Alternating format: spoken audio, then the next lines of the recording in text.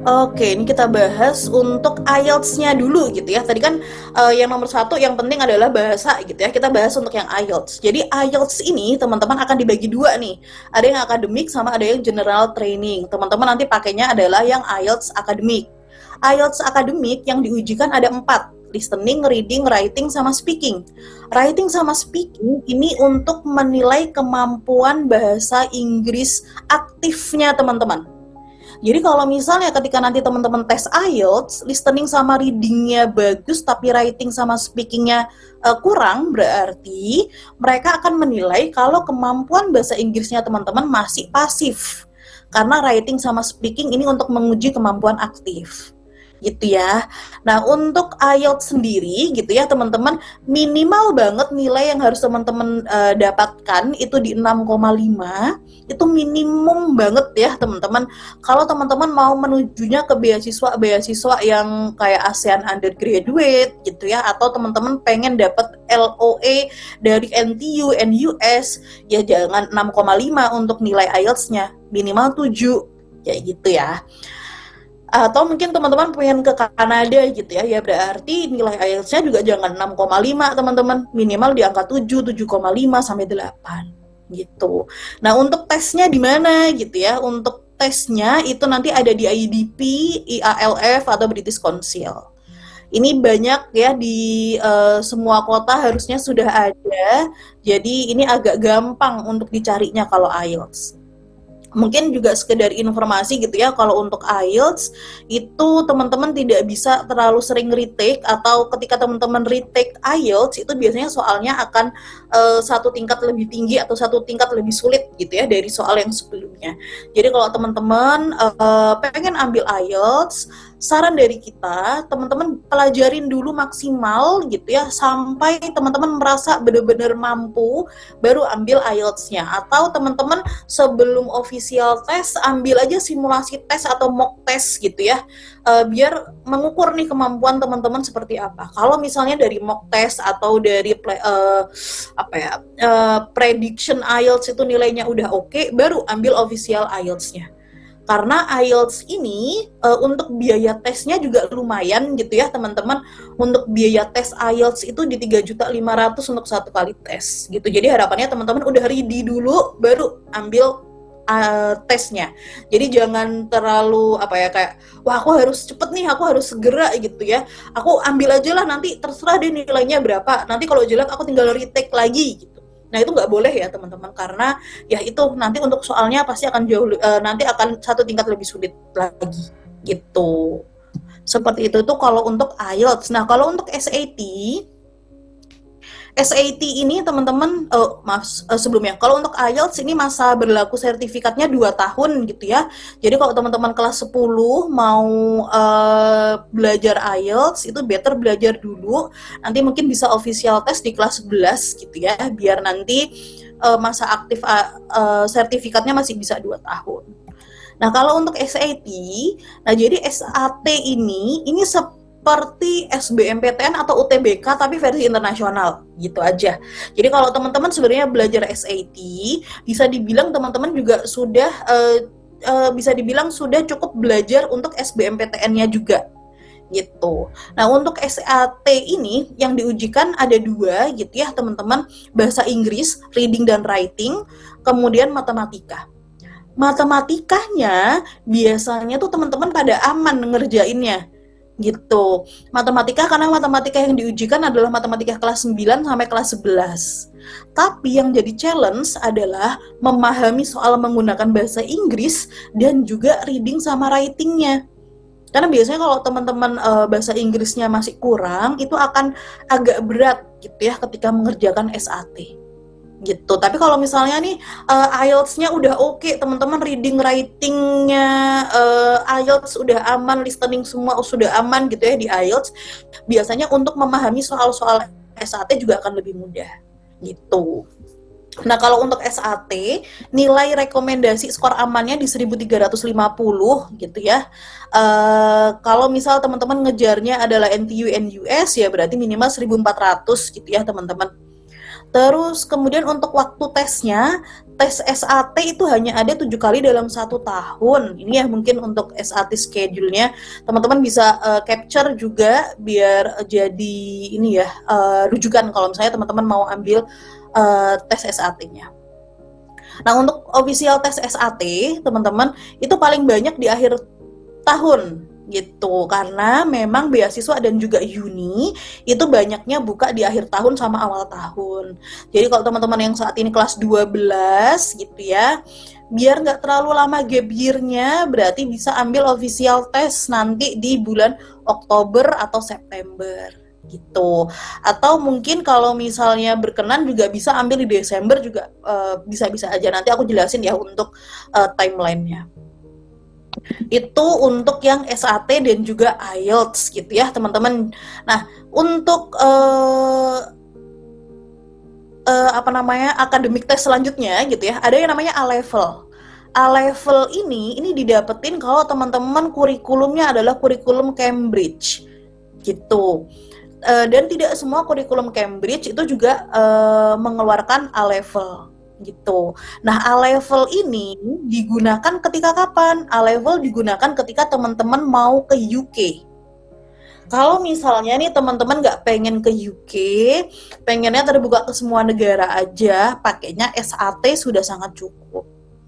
Tapi kalau teman-teman pengen ke UK gimana Kak? Bisa nggak ya yang kurikulum nasional itu ambil A-level? Jawabannya bisa teman-teman, tapi biasanya kita nggak saranin. Tapi silahkan kalau teman-teman mau ambil. Untuk A-level sendiri gitu ya teman-teman, biaya tesnya di satu subjek itu sekitar 3 juta sampai 4 juta. Dan teman-teman itu minimal ambil 3 subjek. Jadi total 1 kali tes itu sekitar 12 juta gitu. Jadi makanya kenapa kalau dari teman-teman nggak pengen banget nih harus ke UK gitu ya, dan UK juga jarang beasiswanya gitu ya. Nanti mungkin beasiswanya akan ada di beasiswa yang cukup banyak tuh dari Garuda, atau mungkin nanti juga dari BIB itu juga bisa gitu. Tapi kalau dari government apa dari UK-nya sendiri itu nggak terlalu banyak untuk beasiswanya. Jadi kalau dari teman-teman nggak terlalu wajib banget harus UK, better ambil SAT gitu. Nah, kemudian ada standardized test lainnya, ada yang namanya ICT, ada CSCA. Ini ICT nanti bisa diambil, ini tergantung ya. Jadi ICT ini hampir sama seperti A-level sebenarnya. Jadi ada beberapa subjek yang nanti teman-teman bisa pilih juga di ICT. Biasanya ini diambil ketika teman-teman mau ambil engineering atau science di beberapa uni di Jepang gitu ya. Tapi ini nggak ini ya teman-teman, tetap harus dilihat biasanya requirement-nya kalau bisa kebanyakan itu membutuhkannya SAT gitu. Jadi ACT-nya bisa diwakilkan dengan SAT. Nah, CSCA ini kalau teman-teman pengen ke China itu nanti pakainya CSCA gitu. Itu untuk 2 tes wajib yang harus teman-teman lakukan gitu ya, ada IELTS sama SAT. Nah, coba kita bahas untuk yang esai tadi seperti apa. Nah, untuk esai atau portofolio gitu ya teman-teman, jadi nanti untuk esai ini penyedia beasiswa ataupun university itu tuh nggak cuman pengen lihat teman-teman dari nilai akademiknya aja gitu, tapi mereka juga pengen tahu gitu ya personalitinya teman-teman seperti apa, pola pikirnya teman-teman itu seperti apa, dan apa sih yang bikin teman-teman tuh beda gitu ya sama teman-teman yang lain yang daftar beasiswa, yang daftar uni itu yang bikin beda tuh apa gitu. Dan gitu ya mereka juga pengen tahu gitu ya teman-teman itu kemampuan untuk bisa bangkit lagi, kemampuan teman-teman problem solving itu seperti apa, itu mereka pengen tahu. Jadi makanya tadi kalau teman-teman mau ikutan ketika teman-teman mau lomba, ikutin aja, menang nggak menang tuh nggak masalah teman-teman, tapi yang pasti preparation-nya tetap ya. Jadi jangan sampai oh nggak apa-apa deh aku ikutan lomba tanpa preparation, nanti yang penting aku udah pernah ikutan, nggak gitu ya konsepnya. Tetap preparation dari awal gitu ya, menang nggak apa-apa teman-teman, karena itu nanti juga akan bisa dibikin di sini nih, dimasukkan ke dalam esai. Jadi ketika teman-teman nih misal kalah lomba sekali 2 kali gitu ya, nah terus kemudian teman-teman gimana nih untuk menghadapi kekalahan itu, apa yang kalian lakuin gitu ya untuk menghadapi kekalahan itu. Misal nih aku belajar lagi ABCD atau aku bikin ABCD gitu ya, nah itu nanti teman-teman masukin gitu. Jadi mereka pengen tahu nih di esai itu kira-kira teman-teman itu ketika dapat masalah bangkitnya seperti apa, kemudian cara teman-teman mengatasi masalah tersebut seperti apa gitu. Nah, ini mungkin ya, ini juga bisa mungkin di-capture gitu ya, di info ke orang tua gitu ya. Jadi orang tua gitu ya, itu juga harus ikutan membantu.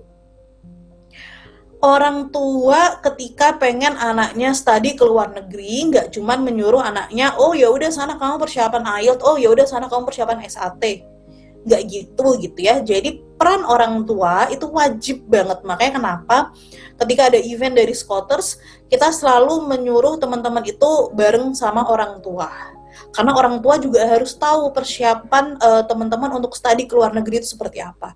Jadi konsepnya bukan yang kayak ketika teman-teman nggak apa-apa deh kak, ntar aja kalau misalnya aku udah keterima aku baru info sama orang tua, nggak gitu ya teman-teman konsepnya untuk studi ke luar negeri, karena orang tua itu juga sudah harus mendampingi dari awal gitu. Nah orang tua gitu ya, ayah bunda itu tugasnya apa nih? Ayah bunda tugasnya adalah fokus ke bagian administratif.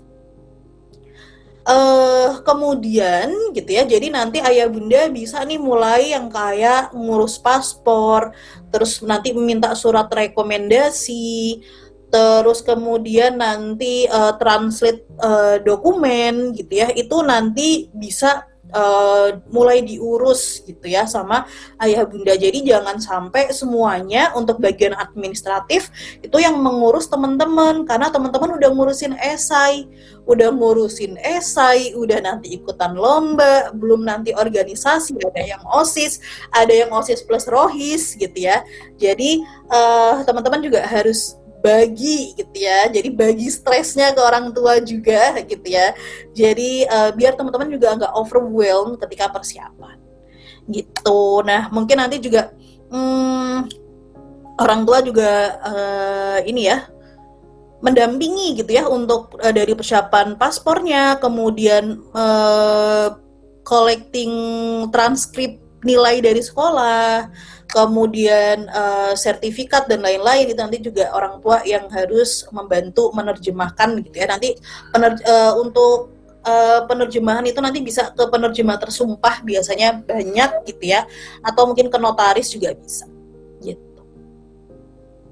Nah ini mungkin ya buat teman-teman ketika penulisan esai, apa sih yang bikin esai kita tuh oke gitu ya? Apa sih yang bikin esai kita tuh berbeda, atau cerita kita tuh berbeda nih, atau yang bikin mereka tuh tertarik, penyedia beasiswa tertarik gitu ya? Nah yang pertama teman-teman itu butuh strong activities gitu ya. Jadi nggak cuman belajar aja memang yang akan teman-teman tulisin di esai, tapi teman-teman butuh strong activity gitu. Jadi activity yang bisa dibilang berbeda gitu ya. Jadi misal nih ketika teman-teman masuk Rohis, teman-teman jadi ketua, nah itu nanti bagus tuh, teman-teman bisa dimasukin. Atau ketika teman-teman OSIS, teman-teman jadi ketua, wakil ketua, bendahara, sekretaris, itu nanti bisa dimasukin gitu. Nah gimana nih kalau misalnya teman-teman bukan ketua gitu ya? Nah teman-teman misal nih biasanya kan kalau Rohis punya beberapa ini ya turunan organisasi gitu ya, jadi ketua di situ. Atau misalnya kayak di OSIS kan juga ada beberapa turunan organisasi ya, kayak misal ada yang bagian untuk prestasinya gitu ya, atau ya bagian OSIS kan banyak ya teman-teman jadi itu ketua di situ gitu. Nah kalau sudah gitu ya, itu nanti bisa teman-teman masukkan, atau story-nya teman-teman masukkan ke dalam esai gitu. Nah kemudian gitu ya, ini ya do community service that creates a change. Jadi teman-teman kalau bisa masuk nih kegiatan-kegiatan sosial, seperti mungkin kalau ada event ke panti asuhan, ke panti jompo mungkin, atau mungkin penanaman pohon, itu teman-teman ikutin aja gitu, karena itu akan jadi activity yang cukup strong gitu ya, yang bisa teman-teman masukkan ke dalam esai. Dan teman-teman juga nantinya gitu ya, harapannya teman-teman juga bisa mengikuti olimpiade untuk apa ya, untuk memastikan atau untuk proof, untuk membuktikan gitu ya akademik skillnya teman-teman seperti apa gitu. Makanya tadi aku bilang menang gak menang ikutin aja, tapi bukan tanpa preparation ya teman-teman, tetap harus ada persiapan gitu. Dan oke banget nih kalau misalnya teman-teman juga bisa ikutan research project gitu ya, kalau di SMA 3 Semarang. Kalau kemarin kita udah hadir ke sana kan infonya teman-teman juga sudah banyak yang ikutan riset gitu ya, itu diikutin tuh. Kalau misalnya dari sekolah-sekolah yang lain ada bapak ibu guru yang sedang riset gitu ya, itu diikutin aja. Teman-teman bisa ikutan research projectnya bapak ibu guru gitu mungkin, atau sekolah juga atau siswa-siswinya bikin research sendiri gitu ya, nanti tinggal minta arahan dari bapak ibu guru gitu. Terus ikutan summer program gitu ya, kayak misal ada student exchange atau summer program yang misal teman-teman, kalau kemarin student kita ada yang ke Brazil tuh untuk exchange-nya sekitar 6 bulan, nah itu teman-teman ikutin aja gitu. Tapi pastiin ya sekolah juga mengetahui, jadi jangan sampai ketika teman-teman ikutan exchange program, ikutan summer course, itu sekolah tidak mengetahui. Oke, mungkin ini ya teman-teman untuk beberapa beasiswa yang ada gitu ya. Ada beasiswa Indonesia Maju atau sekarang namanya beasiswa Garuda, ada juga BIB. Kalau beasiswa Garuda untuk persyaratannya adalah teman-teman harus eligible SNBP. Jadi teman-teman kenapa nilainya nggak boleh jelek? Karena kalau untuk penerima SNBP atau yang eligible SNBP itu pasti nilainya adalah yang keterima atau yang eligible SNBP pasti siswa-siswi yang nilainya itu progresif gitu. Misal nih dari kelas 10 nilainya 85, kelas 11 nilainya jadi 88, kelas 12 nilainya jadi 90, atau dari kelas 10 nilainya 90 terus nih, kelas 11 juga 90, kelas 12 juga 90 lagi gitu. Itu biasanya keterima atau eligible untuk SNBP gitu. Dan untuk beasiswa Garuda, untuk kampusnya itu biasanya mereka memilih untuk yang 100 top uni. Makanya kenapa untuk yang beasiswa Garuda ini biasanya adalah kampus-kampus top gitu ya, kayak NTU, NUS, UNSW, HKUST, karena mereka masuk ke 100 top uni gitu. Kemudian di Kanada ada Karen McLean, ada Lester Peterson. Cuman ini cukup challenging gitu ya teman-teman. Ini untuk SAT dan juga IELTS-nya memang harus luar biasa untuk dua beasiswa ini.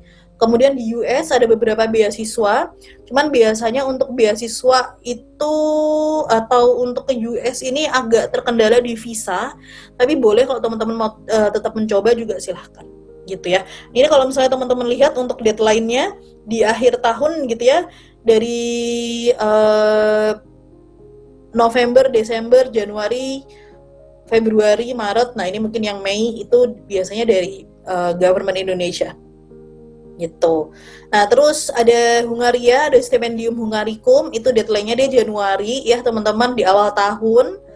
Jadi ya itu tadi 6 bulan tadi ya yang harus teman-teman take notes. Terus kemudian untuk beberapa uni atau beasiswa yang di Eropa itu biasanya teman-teman harus pakai A level juga, jadi harus dicek untuk persyaratannya. Mungkin teman-teman juga bisa coba Rumania, ada Romanian Government, dia bukannya Maret. Jadi ini hampir bareng atau hampir berdekatan dengan beasiswa Garuda juga untuk yang Romanian Government. Atau teman-teman juga bisa coba Russian Government, dia bukannya November, ini juga bisa dicoba. Russian Government juga nanti teman-teman akan dapat kelas bahasa ya, sekitar 1 tahun untuk belajar bahasa. Terus kemudian ada ya ini UK ya, UK itu ada beasiswa UCL ya teman-teman, tapi itu sekali lagi kalau teman-teman sekolahnya belum kurikulum internasional atau belum Cambridge, dan kalaupun sudah Cambridge pastiin sekolah ngeluarin A level gitu ya, karena untuk UK itu harus pakai A level. Terus ada Hong Kong, Hong Kong tuh ada cukup banyak gitu ya beasiswanya, ada HKUST Scholarship, itu dia Januari bukaannya. Ini juga ada untuk outstanding student itu di Agustus. Ada Hong Kong Polytechnic University itu juga itu September bukaannya. Jadi kalau yang ini berarti nanti di kelas 12 semester 1 teman-teman sudah harus ready gitu ya. Kalau yang ini di kelas 12 semester 2. Kalau Turki Buslari dia bukannya Februari gitu. Terus kalau untuk China, nah kalau China ini teman-teman harus pakai HSK dulu. Jadi pastiin teman-teman sudah menguasai bahasa Mandarin dulu, nanti baru deh bisa untuk ambil beasiswa CGS dan lain-lain. Terus kalau untuk Taiwan, ini ada National Taiwan University Scholarship, bukannya dia Februari. Terus ada MOE Taiwan, itu dia bukannya Maret, jadi ini dicoba ketika teman-teman kelas 12 semester 2. Terus ada National Tsinghua University, itu dia bukannya September, berarti ketika teman-teman kelas 12 semester 1 gitu ya. Dan kalau untuk di Jepang itu di Max biasanya kita saranin untuk teman-teman apply itu dari kelas 11 karena untuk Max ini dari dari apa ya, persyaratan sampai ke beasiswa sampai ke penerimaan tuh sekitar 1 tahun. Jadi teman-teman bisa coba untuk apply-nya dari kelas 11. Kemudian di Korea ada Samsung Global Sunkin Scholarship, ada GKS gitu ya. Itu bukaannya ada yang Maret sama September. Singapura ada ASEAN Undergraduate gitu ya, yang paling banyak teman-teman tanyakan ya biasanya kalau student scholars tuh pengennya ASEAN Undergraduate. Boleh teman-teman, ASEAN Undergraduate itu oke. Kemarin student aku ada juga yang dapat ASEAN Undergraduate gitu ya. Ada yang di apa ya? Kemarin tuh terimanya di SMU 2 orang gitu. ASEAN Undergraduate ini untuk apa ya, untuk saingannya atau untuk rivalnya itu nggak hanya teman-teman dari Indo gitu ya, karena ini untuk ASEAN. Jadi teman-teman harus gede-gedean nih, dari gede-gedean nilai IELTS, gede-gedean nilai SAT, kemudian juga dari kompetisi achievement-nya, kemudian juga dari kegiatan-kegiatan sosialnya itu juga harus dikuatin nih untuk yang ASEAN Undergraduate. Dia bukanya sekitar Desember sampai Februari. Nah kalau untuk Australia mungkin beasiswanya parsial gitu ya, jadi yang di cover nggak fully funded. Nah kalau untuk Australia sendiri gitu ya teman-teman, misal teman-teman pengen ke Aussie gitu ya, University of Melbourne mungkin, nah itu bisa gitu ya, tapi teman-teman berarti nanti beasiswanya pakai beasiswa Garuda. Nah tugasnya teman-teman berarti cari aja LOA dari top university di Australia gitu. Nanti beasiswanya bisa pakai beasiswa Garuda, BIB gitu. Nah ini mungkin ya, kalau untuk Singapura itu nanti target IELTS-nya 6,5 sampai 7,5. Kalau apa ya, ngejar beasiswa itu sih kalau kita saranin 7 ya teman-teman minimal kalau untuk Singapura, dan juga target SAT-nya kalau bisa untuk Singapura di 1.400 deh minimal ya untuk Singapura gitu.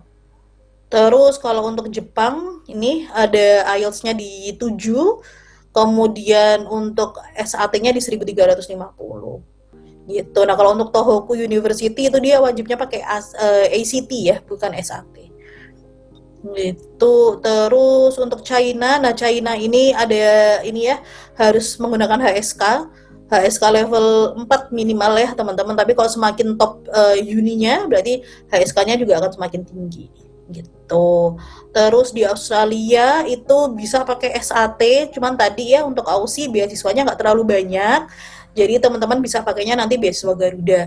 Teman-teman bisa fokusnya ke Aussie ini untuk cari LOE-nya aja. Kemarin student aku dia dapat beasiswa Garuda juga, dia dapatnya di UNSW gitu. Terus untuk UK tadi ya, untuk informasinya, kalau teman-teman pengen ke UK bisa, tapi harus pakai A level. Karena untuk pendaftaran kampusnya itu harus pakai A level. Meskipun nih teman-teman apply cari beasiswanya pakai beasiswa Garuda gitu ya. Karena kan beasiswa Garuda wajibnya SAT. Tapi untuk kampusnya, untuk dapat misalnya ke Imperial College London itu harus pakai A level. Pengen ke Oxford, pengen ke Cambridge gitu ya, itu harus pakai A level